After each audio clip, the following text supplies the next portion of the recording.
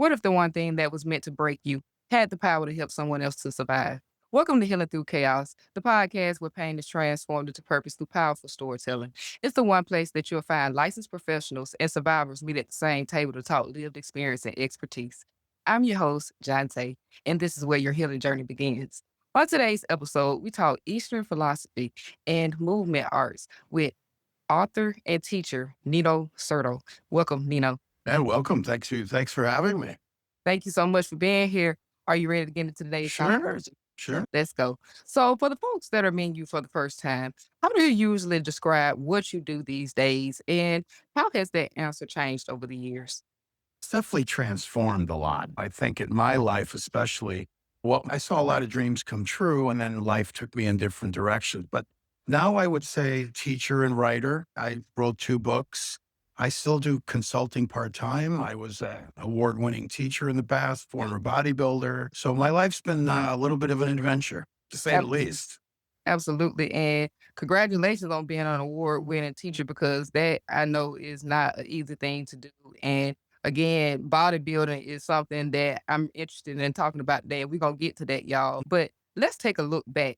Where does your story really begin for you? Is it the gym, martial arts, or somewhere else? I think it started when I was about 13 years old. I lost my father, and my parents were both immigrants from Italy. And I think that's why I didn't really process the grief, but put the grief into anger and ambition. I think that's where it started, but I didn't have the tools to process grief. And then fast forward to my trip to Los Angeles, where I lost my twin brothers from an accidental drug overdose, which really catapulted me into seeking a deeper meaning to life and finding teaching and teaching finding me. I lost my father at the age of 15, so I definitely identify with putting your grief into anger and just pressuring yourself to keep going and things like that. So Right. thank you for sharing with our audience on that one. Now, as I just mentioned, you are a bodybuilder and you've spent a lot of time in fitness and bodybuilding. What was happening internally for you during that phase of your life? Anger and ambition. I had nowhere to put the anger when I was younger. It came into bodybuilding. My twin brother visited me in Los Angeles. We were ahead. I started thinking I could probably be fabulous by marketing this twin bodybuilder thing. We trained at Gold's Gym, and there was anger. I just didn't know where to put it. So weightlifting was a way of me expressing that anger in a positive way. However, over the years, like the title of my book, From Rock to Water, my ideas about fitness and well-being has changed. I think one of my teachers said, outside may look good, inside rotting. So I think health needs to be approached from a wide spectrum. It's multi-layered, mental, spiritual, physical.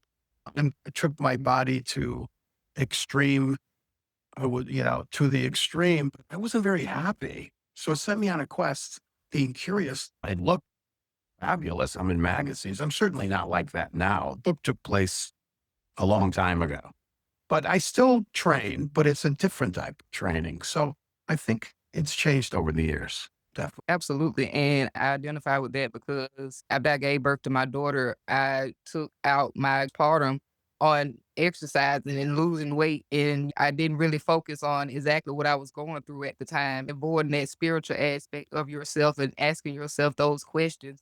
So I want to ask you, was there a specific moment or maybe a realization that pulled you towards deeper healing and spiritual practices? Well, my twin brother passed away. All my identity went out the window. I was devastated. And I went back to Chicago, which is originally where I'm from. And there was a bunch of synchronistic moments. My friend found an apartment. He went and did a collection at Gold's Gym, which showed me the kindness of people that I may have not been nice to in the past. And it just started kind of leading to all these synchronistic moments, finding teaching, finding my Qigong teacher, softening, and a lot of suffering. I really had to look at myself. So I think that's what really was the catapult. Bodybuilding was just a way for me to channel my ambition. And my brother and I had an aim per se. And then it led to other things, which I was grateful for. And did you resist the shift at all during that time? It was so hard because I'm thinking, there goes my wanting to be fabulous. There goes my ambition. When I was having a pretty good career, with the acting and the bodybuilding and the twin act. And my brother didn't really want to do it, my twin. And I said, oh, when you're a twin, if it's not healthy, you have a black belt in codependency. We didn't really get along very much. So, but I saw that, hey, man, we can make money. We could be. And when he passed away, I was lost. I didn't know what to do. And it's almost like life took everything away for me to find something deeper.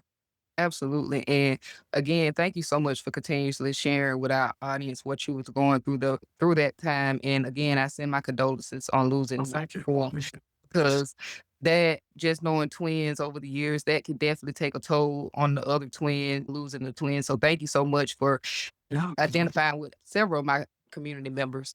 Now, let's talk about martial arts, Zen Buddhism, and Taoism. I think I'm saying that correct. The Taoism, right? What was it about those practices that kept calling you back to it? No rules, a lot of freedom and tools to actually heal.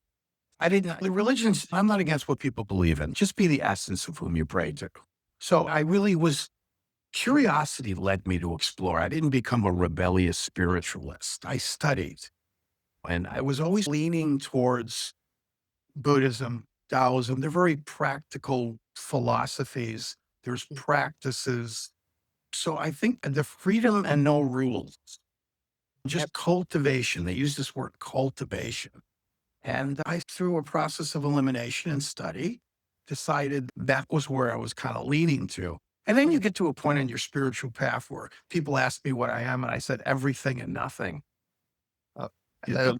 And they look at me like, what? Because it's Zen. Absolutely. And I totally identify with that because as a person who grew up in the Baptist church and then leaving the Baptist church after I turned 18 and started my own personal journey in with my personal God and trying to understand what it was that he wanted for my life, I ended up going over to the Methodist version of the Christianity denomination, studied there, didn't like that format, went to the Church of Christ, didn't like that format either. Then I started studying with Jehovah Witnesses, didn't like that format either. And then so I started thinking that something was really wrong with me. And so I started also seeing these Buddhism type practices and philosophies and things like that. So I'm a person as well that literally on my spiritual journey, it's literally been a combination of studying as well. So I totally identify with that. Yeah, and that's great for you to break away from traditional, it's family given. It's like certain software, I call it. So there's people who come into family units and they kind of go, no disrespect, but you get pulled to study other things. And when you get to the end of studying, you realize it's all the same. Pretty Be much. kind, love your neighbor, don't be an ass. If you are, at least rein it in before noon. Exactly. But I think it's great. I think that there's a lot of people out there that have searched for something that resonates. And I've met some lovely Christians. I've met some lovely Muslims. I just think sometimes the whole parroting, though, sometimes I'm like, what have you become from this? I want to hear your story kind of thing. And then they're like, they'll quote a Bible phrase or something. And I'm just like, that's not what you've experienced through the religion. So anyway, people. Absolutely. And I love that you brought that up because when we talk about that word testimony, people are asking what you've been through. And again, when you're in the church and it's family tradition, you're pretty much kind of following the same script that mom and dad and things Sure. like that, and you're It's in. generational. Exactly. And so Mhm. you start to hide exactly what you've been through, which suppresses the testimony and could help others. So thank you for hitting on that point because I know a lot of people out there that have strong testimonies and should be out here sharing with people, but due to family traditions, they Right. pretty much shun themselves away from it. I think testimony is a good word. It's, but be the essence of whom you pray to. Exactly. And that's the other Be great. Christ-like in your life. And y- it's tricky because I think that's what the teachings want us to be. The kingdom of heaven is within you. You could still praise and testimonial and go to church, but you have to show that in your life and cut yourself some slack. We all have Christ-like moments and we have to do the laundry and pay the bills. You know, Exactly, exactly, and that's another great point because a lot of people come out with these testimonies, and we're seeing people that are doing these testimonies, but their life, they're not literally living what that testimony and what their true God brought them through. So that's another great point to make too, because you're gonna be the testimony and be the purpose and be the vision of what God is. You real deal have to carry that essence. And a lot of people do not carry that essence. They just carry the I need to tell my story aspect of it. And I absolutely love that you brought that up because I can sit here and talk about this all day, but it real deal is where everything doesn't fit for everybody. And we're not trying to be offensive to anybody or No, not at all. religion, y'all. It's just personal experiences. And y'all know I love a good personal experience. It does. It takes you on a different journey, and it's okay to go on that different journey. So please be open minded in this conversation right now, y'all. Yeah, I think that's the problem. The moment you separate and say, my God's better than your God, and he said for me to go to war, something gets diluted. But I'm with you. I let people believe in whoever they want to believe in. Matter of fact, people come here and they're a bit confused because I have several paintings and things that I do that encompass a lot of teachers. And that's my relationship with Yeshua. I call him Yeshua. It's the teachings. Absolutely. Absolutely. And let's talk about healing for a minute because that's a lot of what it takes to get to that essence that we've been talking about. We have to go through our journeys and learn the lessons and heal from them. When people hear healing, they often think it's physical. How do you define healing though? Healing is like you almost have to be a detective. You almost got to be like the old Sherlock Holmes movies with the big magnifying glass. There's a lot of aspects to healing. There's physical healing, there's spiritual healing, there's psychology, there's mental health, there's fitness, getting your body to move. Now that I'm older, I like to say seasoned, not senior citizen, seasoned citizen. I'm really into mobility. I'm developing this program where I want to be able to move when I'm 80 or 90 if I'm supposed to be here that long. But healing is interesting. It's big. I'm really happy that I go on threads and there's so many people are calling themselves healers. That's where I have a little bit of a problem with. I studied with some very evolved, well cultivated teachers who never called themselves healers. They were well cultivated. They taught us how to increase the chi in our body, which through that practice, that self sufficiency, we healed. And now I'm seeing on threads that a lot of people are calling it demonic. And I don't like these weekend workshops where people are waving the hands over somebody. It takes years of study to heal. But I do think healing means to evolve. I think healing means, are you going to evolve in this lifetime? And here's where it gets tricky. And I know this is a bit controversial. Not everyone's supposed to heal. Well, that's the trip. When I was teaching, I wanted to save all of them. Until one of my friends said, you can't save the world. You do what you can. And there's some people, and again, this goes back to your belief system that not everybody can heal. Everybody has a chance to heal. Everybody can heal people. No, I don't agree with that. I think some people may have to come back if that's your belief system to learn the lesson again. And the lessons will keep showing up until you evolve.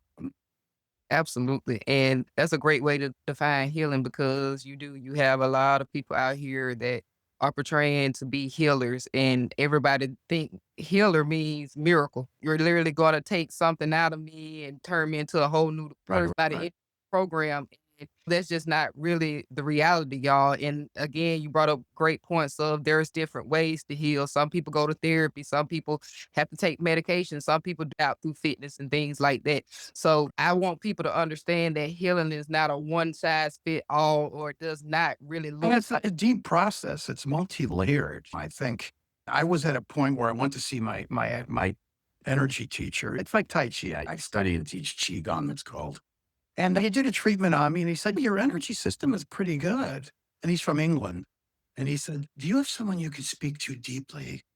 And I was like, deeply? And I think he was telling me, I think you need therapy. You need to maybe reparent yourself because the body was okay, according to him, but my emotional state wasn't so good. So I think it's tricky now. There's too many people calling themselves healers, and then you have to be careful with that. I, Absolutely. I agree with that as well because you got a lot of people out here that aren't licensed, aren't trained, haven't taken courses, know absolutely about it. And They are scamming people, and people are coming in buying these things thinking that they're gonna have a miracle overnight, and that's just, again, not the reality out here, y'all. Healing is literally, are you growing? Are you evolving? Are you understanding what you went through? And I love that you use the example of it being like a microscope where you have to literally zoom in and investigate. No, you have to be self-aware of what you need, and it's different roads for different people.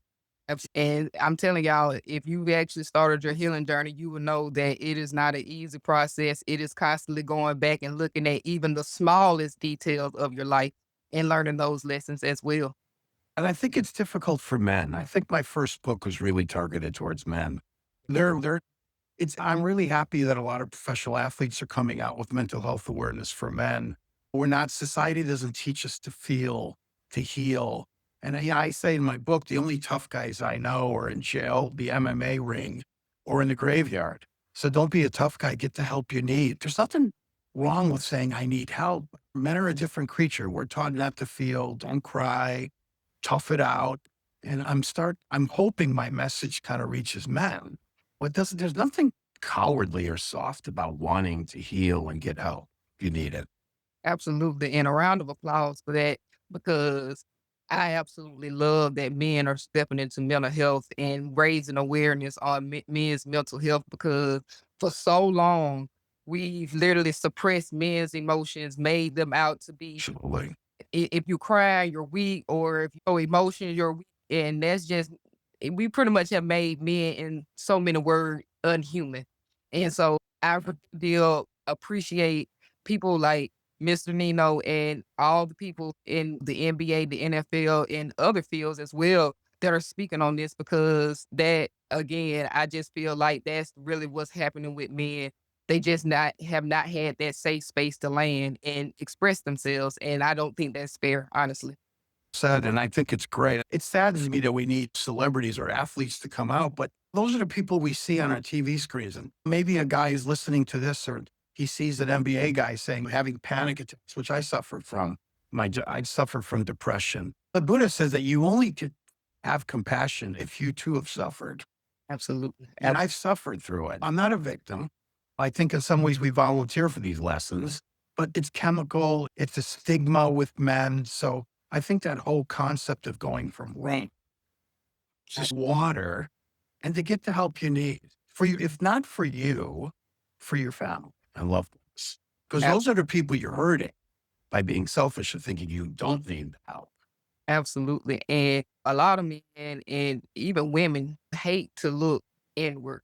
So let's talk about that for us.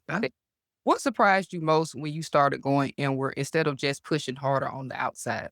There's such a beautiful world inside that you can explore. For me, going out, the whole earth became a frequency. And it was a great line when people asked me, where do you find God? I said, it's 6 inches down from your chin. It's not a big mystery, but it was very interesting. It changed my ideas of what fitness is, because this is an internal practice. It gave me better perceptions. And that's a beautiful world. Spiritually, there's no other way but to get quiet, breath, connect to source frequency. Absolutely. And I remember when I first started my inward journey, once I went in, I was like, oh my God, it's just pure chaos here. So I started building on those layers, using my microscope and looking inward. And it is a beautiful process. And I ended up finding out that I pretty much had blocked myself out from God. And so, That's right. It's like peeling an onion, exactly. one layer, another layer. And what people don't talk about, St. John of the Cross mentions this, the dark night of the soul.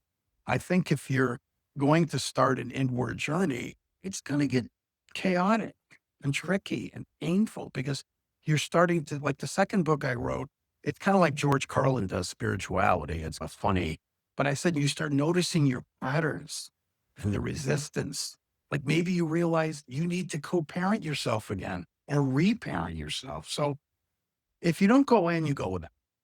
And Absolutely. instead of surfing the internet all the time, maybe you should surf the inner net. Oh, I like that. Like Oh, that, surf the internet. I fucking and that's a word, and I may just literally You entitle can my have word it. the I'll internet. give it to you. I love that, and you should trademark that because that needs to be on Let's mugs and everything else. But 'cause I ain't gonna steal your word because that right there, I absolutely love that. And let's talk about, have you ever hit a point where you thought, "I should be further than this," and work through those moments? We live in a materialistic world and we live in a spiritual world. It's a very interesting dance. Of course, I was thinking, okay, I'm going to study with these energy people. I'm a teacher. I gave up my fabulous acting bodybuilding career to find something deeper. Yeah, I was thinking there was something wrong with me. Like, why am I suffering? And I remember feeling, forsaken. And I was on top of a mountain in Hollywood. It was like something out of a movie. It was raining. And they said, why me? Why me? Why am I experiencing this grief? I never did any harm to anyone, which a lot of people going through grief experience. And I heard a voice in my head that says, I have always been, I will always be, despite your plea. And I'm like, great, a nursery rhyme in my head. What is that supposed to mean? I went home and I ended up just journaling. And I went back and wrote these short stories about divine intervention, you want to call it, or teachers. Because if God is really going to speak to us, he's going to go speak to us through this most magnificent creation, our fellow brothers and sisters. So when I didn't think my life was going in the direction it wanted to, and that I had been forsaken, the universe, God, force, whatever you want to call it, showed me my life and said, yes, I've been there. Remember this time? Remember that time? But again, living in Hollywood and saying, and people are using spirituality as a bypass. There's nothing spiritual about struggling with money. There's nothing wrong with that. Maybe if you're fortunate, what I'm saying is it's a dance between the materialistic and the spiritual. And this whole money is the root of all evil is silly because people who say that never had any money. That's true. And that God wants you to be abundant and successful. But there's also prices to pay for that materialism. I've met a lot of materialistic successful people that were empty husks, nothing inside. So when you buy all the toys and you've conquered all the materialistic world, there's a longing to connect, which was my longing, which led me to the teachers, the studies, and self-cultivation, we call it.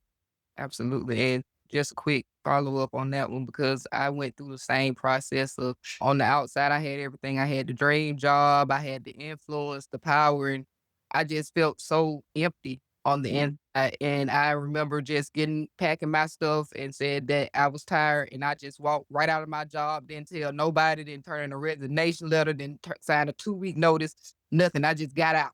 And a lot of people went, "Oh, she's mentally ill, something's wrong." But in the process of me doing that, and I literally have become a person that does not seek that material value anymore. I've found out what truly makes me happy and truly what feels abundant to me, which is building community, helping others get their stories out there, sharing my story to inspire others to keep going. And that literally, because that was my process. I literally had everything on the outside, but on the inside, I was just dying. And I still remember that. And I sometimes cry about that because I got delivered from it because I was a very materialistic person. I had to have the nice clothes. I had to have all Mhm. the red. I like to ride in nice cars, live in big Sure. houses like that. And the material value just pretty much declined in my life because of how my soul was feeling. So thank you for bringing that up as well. Very similar journeys where there's a lot of people finding their bliss, I call it, and sharing and helping others. So that's a wonderful, noble path. Absolutely, absolutely, and I'm gonna stick with this one, y'all. So let's talk about your teaching and coaching for a minute. At what point did you realize your journey wasn't just for you, but it was about helping others on this path? Great question. I had started as one of the pioneers of personal fitness training, and I was doing some acting on everybody does acting and slash was the 80s and 90s. And I was getting ready to I felt stuck career-wise. All my clients suddenly called me and said, "We're not gonna train with you anymore." So I think the universe takes things away for you to find something. And I was freaking out. I was like, "What am I gonna do?" And Los Angeles started wearing me out. I was like, "I'm always struggling here. I don't like the show." So I took a job teaching English as a second language, okay, at a language school. And right across the street was this very famous design college called FIDN. the Fashion Institute of Design and Merchandising. Very famous school. And I met a girl, and again, synchronicity started playing an interesting point. And she said, they have an English program at the design college I go to. I go, that school across the street with all the pretty girls that are majoring in fashion. She said, yeah. So I went there. I went to the receptionist. I said, are you hiring? Are there any openings for general studies instructors? Primarily English as a second language. And she said, give me your phone number and we'll call you. I walk outside. I'm thinking, I'm done. And I remember this so explicitly. I said to the heavens, I said, if you want me to stay here, bring me something. Bring me something of purpose. Give me a reason. And the wind started blowing. I've had these weird things when my brother passed away. I was having these really strange interventions, on whatever you want to call it. And the wind started blowing. Make a long story short, I interviewed. She loved my energy. She hired me. I was there for 19 years. I won outstanding faculty 3 years in a row. I was the belle of the ball. I'm in the Hall of Fame because I was a different teacher. I taught the syllabus, but the students were saying, thanks for keeping it real, Surdo. Thanks for giving us the life lessons. Thanks for giving us that crazy philosopher Zen dude. And I became the teacher that I always wanted to be. So I never set out to be a teacher. So that was the farthest thing from my mind. Although I did have an astrologer friend of mine, if you're into that sort of thing, he's pretty famous. And he came to my house once and one of my clients knew him and he said, you know what's written all over your chart? I said, what? Teacher. And I said, dude, I'm a picture. I'm a bodybuilder. What are you teaching? Oh, I teach fitness. Yeah, well, there you have it. That's my story. Oh, wow. And again, thank you for sharing with our audience because we do. You have those moments of where you say, I'm never going there. Like me in mental health. My mom, she's worked in for over 40 years, and my sisters were working in it as well. So I said, I'm not going over there. It's too many people in mental health. And now here I am in mental health and literally build a community of mental health professionals and survivors. And I still can't believe that was the path that God chose for me because I really was a person that said, I'm not going nowhere near mental health. So thank you for sharing that because that's literally how it worked, We y'all. have similar stories. You left a very powerful job making great money and it takes you into strange places. Like I said, if you would have told me when I first came to Los Angeles, because I was young, I wanted to be famous, and I was. I was in magazines and I did really well. And then my brother passed away in my arms and my twin. And I ended up, like I said, the synchronistic moments and ended up being a teacher and a guide and an author. And like I said, life is pretty cool if you can get out of your own way, be led. Absolutely. Great point. Great point. And let's stick with this, you being a coach and an educator. About where do you see people struggling the most right now? What's sad is it's a great question, especially when I go online. I just feel this loneliness. Sometimes I feel people are screaming into the void of the internet and hoping someone answers. And we're missing community, organic connection, touch, where you didn't feel good in the old time. And I've gone through the 60s and 70s and whatever. There was a community. You could go to the local shaman or the local church person. But now everybody's online. And it's like Mother Teresa said, we've become kings of technology, but we're still paupers of spirit. And I think we're losing that. So it saddens me in a way. I feel sad when I go online because people are, sometimes it's too much information. They're going through near suicidal things. I'm like, you shouldn't be screaming on Instagram or threads. You should probably get some. Absolutely. And that's another great point to make because, and don't call any names in the comments, y'all, but we can name people that are taking social media and pretty much just putting their whole stories out there. And then when they don't get the reactions that they're looking for, some do commit suicide. And because they're seeking that external validation versus going inward and saying, hey, I need that help in seeking an actual licensed professional or a coach or just even we've talked about clergy members as well throughout today's episode, seeking the help that you need. And it's again, it's not a one size fit all. Not everybody needs to go to therapy. Not everybody wants a life coach. Not everybody needs a pastor. A lot of people are still afraid to go inward. So they're still seeking that external validation and putting everything on the internet. That's an illusion. It's an illusion. And it's like I said, I heard a song the other day because look, I met you on Threads because I reach out to people I think are interesting. I'm a little bit more selective in who I work with now.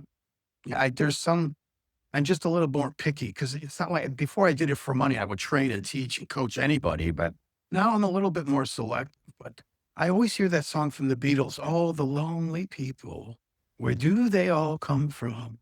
And it saddens me because we don't have that. We're on our cell phones. And I think that's what people are missing is organic connection through Ab- community, Yeah. through real life, not dating apps. And unfortunately, it's the beast that we've built.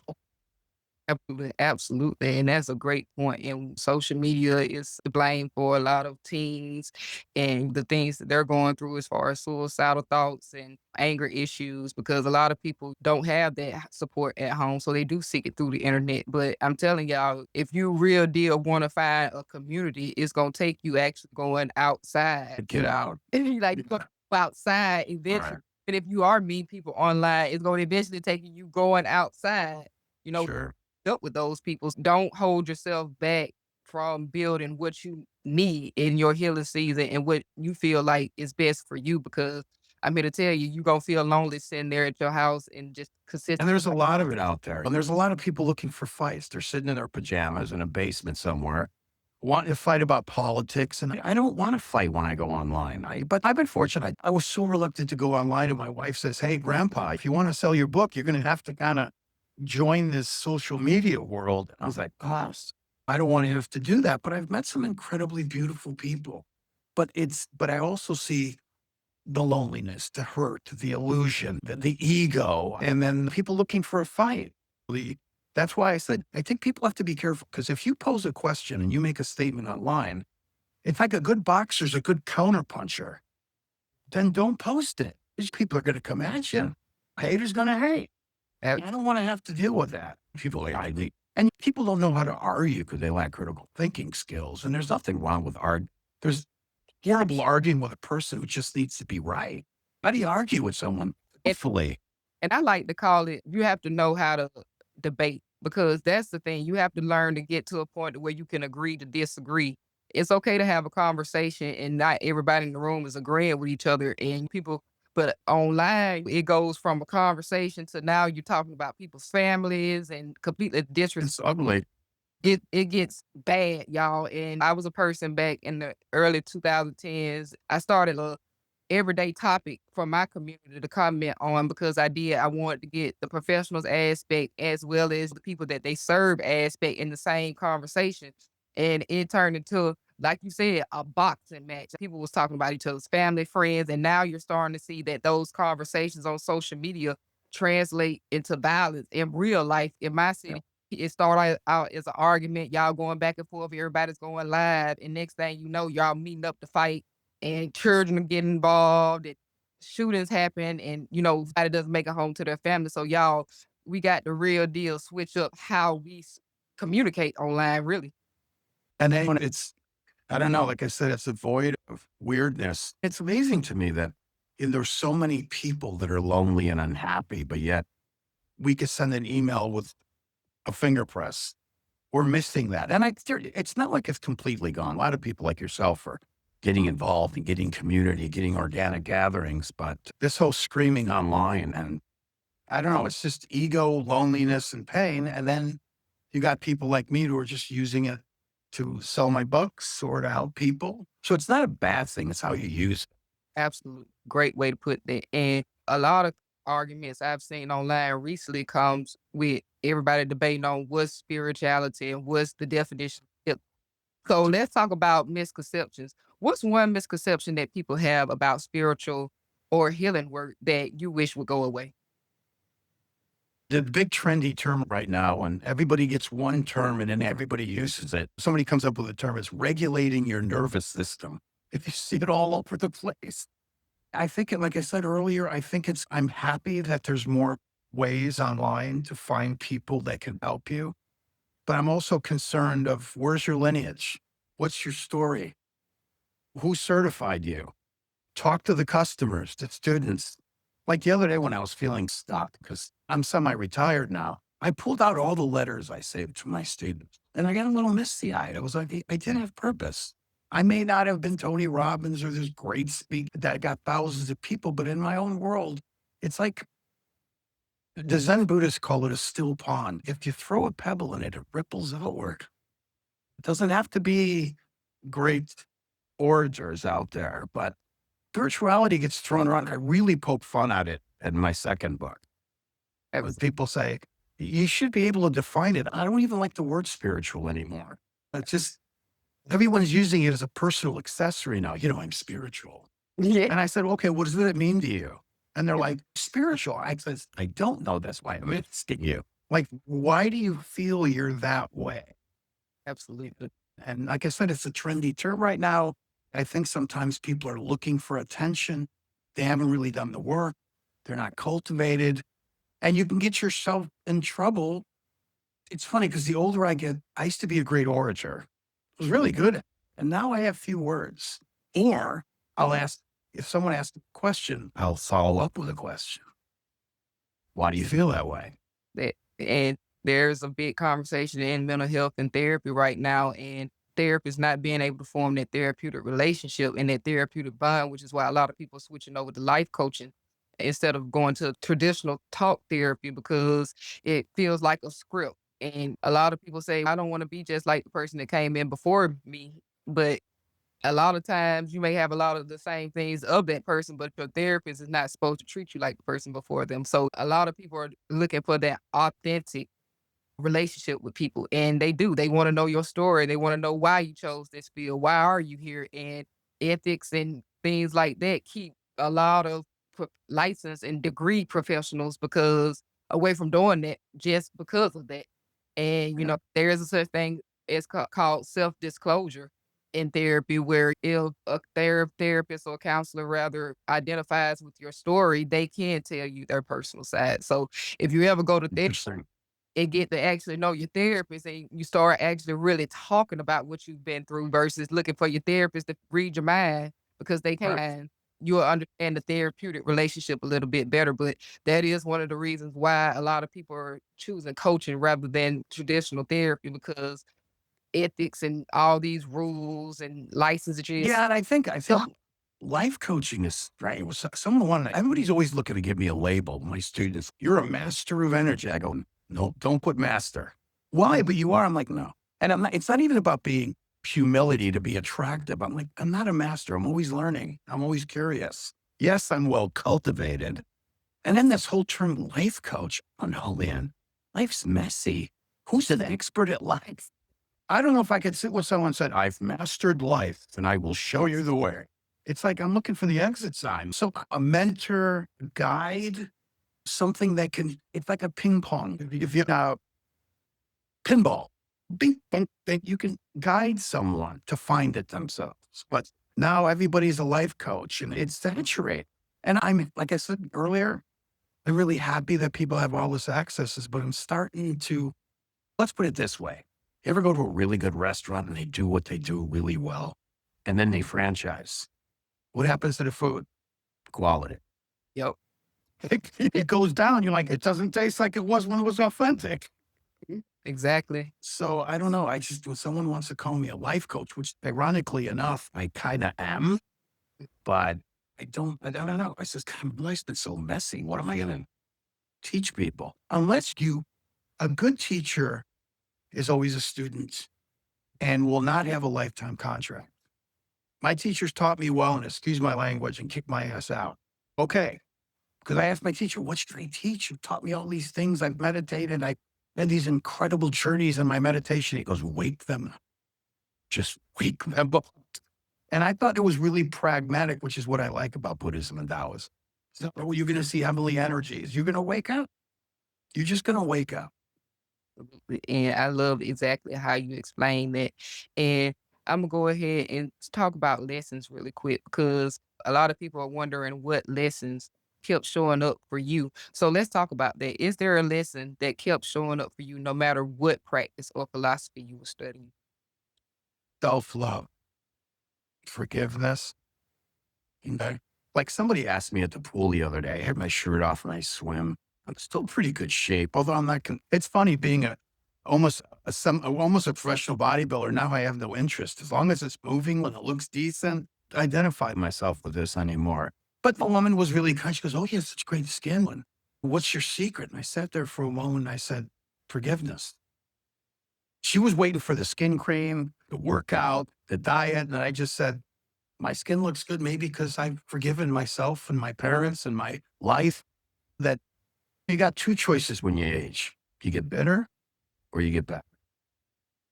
Ooh, I love that. Oh, I love how you and I also like how you said seasoned, not senior citizen. That You're you seasoned. you got a lot of stuff that you can trademark today, and I'm gonna let you trademark it. Stop the product, put them out because you are giving some real great words to our audience today, and I know they're gonna be down in the comments talking about it. So let's also talk about since we've talked about lessons, let's talk about how you now stay grounded.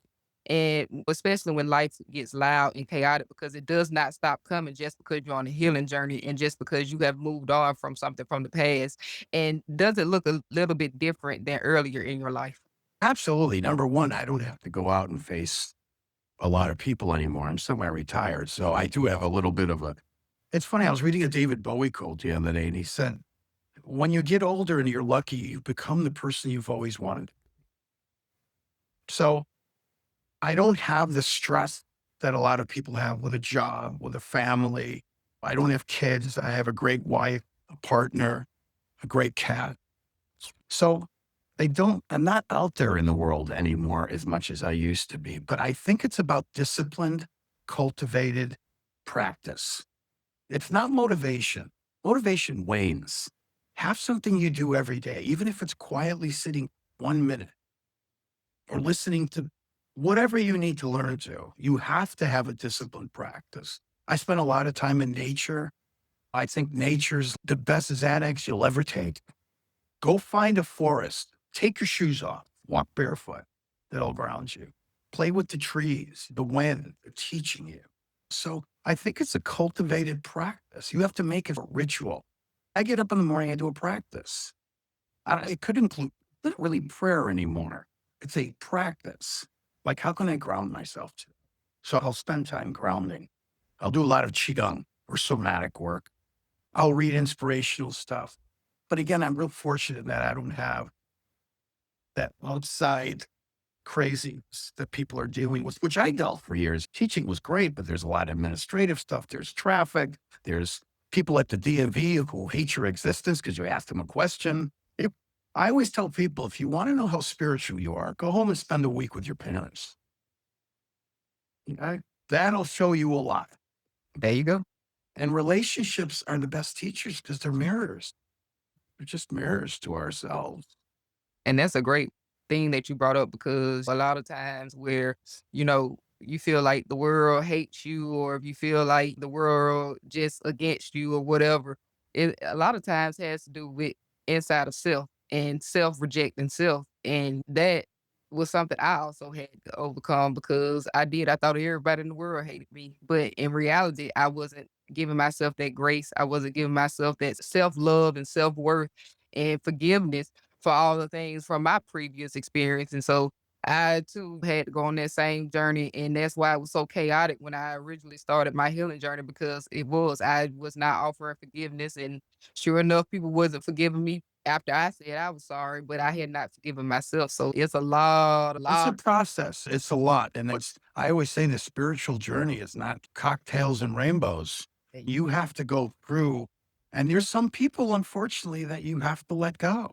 Even family. I said this the other day. I said, just because I just recently had some issues with my family, and I said, just because they're blood doesn't mean they have free access to my nervous system.